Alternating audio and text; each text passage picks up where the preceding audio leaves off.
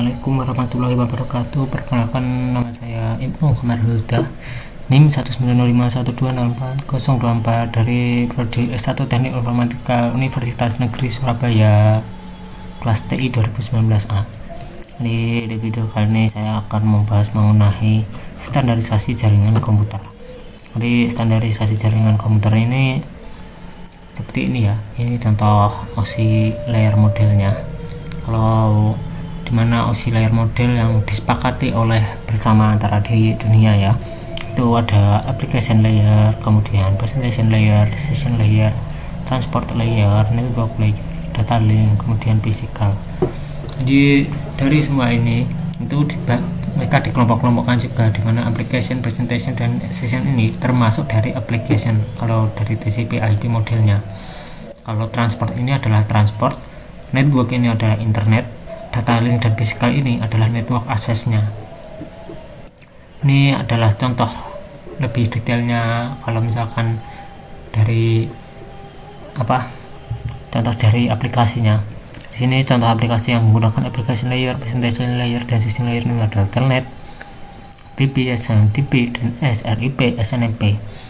Kemudian untuk yang transport layer itu ada TCP dan UDP. Itu nanti ada sendiri untuk penjelasannya dari TCP dan UDP.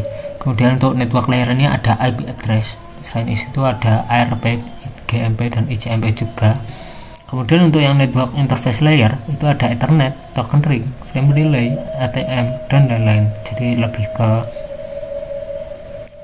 bentuk aslinya, bentuk fisikalnya. Terus ini juga ada contoh juga aplikasinya, misalkan ada FTP, HTTP, SMTP, MAP3, Telnet, AirLogin, DNS, DHCP, terus ini TCP, UDP, ini IP dan ICMP. Di sini ada Ethernet, token ring, FDDI, WAN protokol.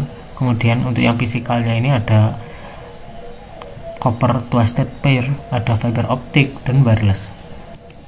Kemudian ini adalah sedikit pengertian dari beberapa layer juga. Di sini ada application, di mana application ini adalah end user layer, di mana application ini adalah bisa dibilang layer terdepan. Jadi yang bisa dibilang langsung berkontak dengan user. Nih, user application.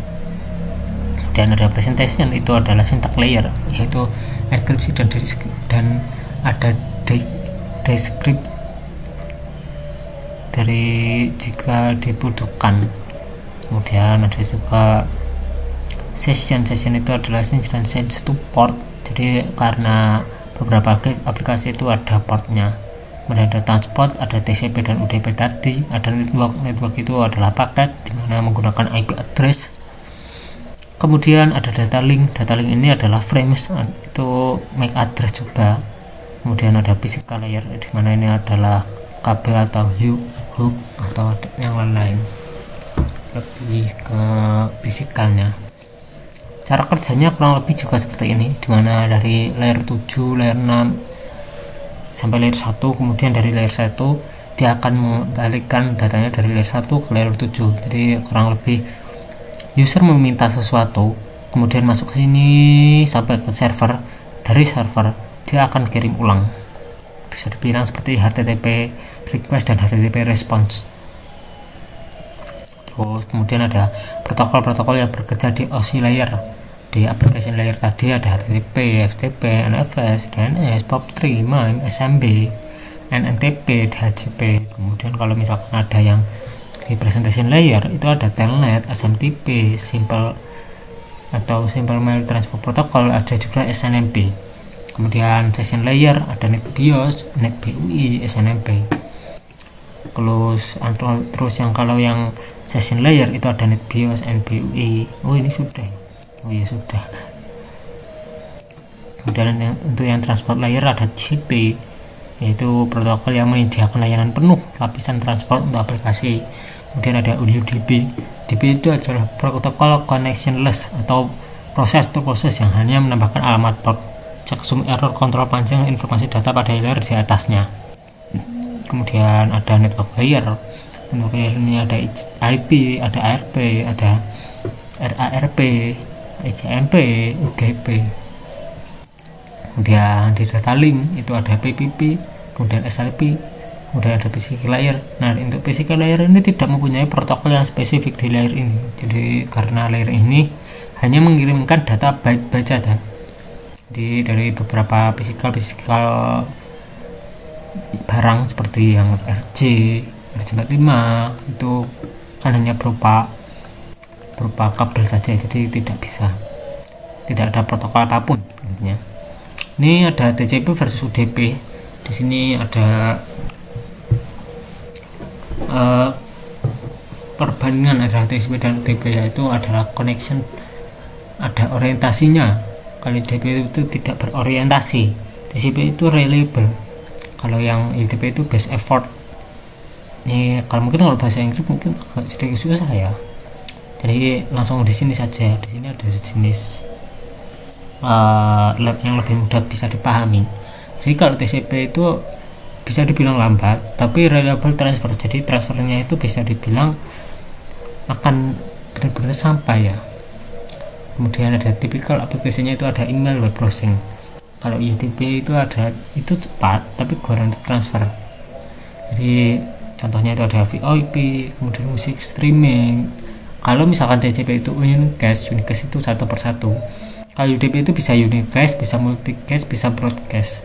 Nah, mungkin ini kayak kalau terlihat di sini ya, itu kayak wow banget ya kalau ya UDP. Padahal meskipun dia ada banyak seperti ini, dia juga memiliki kelemahan. Kelemahannya itu apa? Kelemahannya itu ada di sini. Kalau UDP itu di gambar ini, gambar yang sebelah kiri, TCP itu yang sebelah kanan. Jadi di sini terlihat berbeda jelas ya. Kalau misalkan di UDP, kalau misalkan ada paket yang hilang, misalkan ada paket yang broken, itu akan dibiarkan saja. Jadi tidak ada apapun yang membuatnya harus mengirim ulang. Jadi kalau misalkan dia request, kita respons. Nah, responnya itu kita tidak tahu kalau respon itu rusak atau tidak. Nah, kalau misalkan rusak, jadi dia dibiarkan saja, jadi tidak sampai seutuhnya. Beda kalau TCP. Kalau TCP misalkan ada satu data yang rusak, dia akan dikirim ulang. Jadi bisa dipastikan 100% datanya akan sampai. Jadi meskipun terlihat wownya UDP sebelumnya, tapi ternyata UDP juga memiliki kelemahan. Jadi contohnya juga DNS, DHCP itu UDP. Kemudian untuk yang TCP ada HTTP, SMTP, FTP. Dan ini ada receiver port, di mana receiver port ini adalah port-port yang sudah benar-benar bisa dibilang tetap yang digunakan secara global. Port itu ada FTP ada 20, FTP control 21 dan lain-lain. Ini ada tabel portnya. Ini ada register port. Ini adalah port juga yang terregister. Di sini ada MySQL juga, ada remote desktop, Kazaa, OpenFTP. Ini nomor portnya. Oke, jadi cukup sekian video mengenai standarisasi jaringan dari saya. Semoga bermanfaat bagi kalian. Ada kurang lebihnya mohon maaf. Wassalamualaikum warahmatullahi wabarakatuh.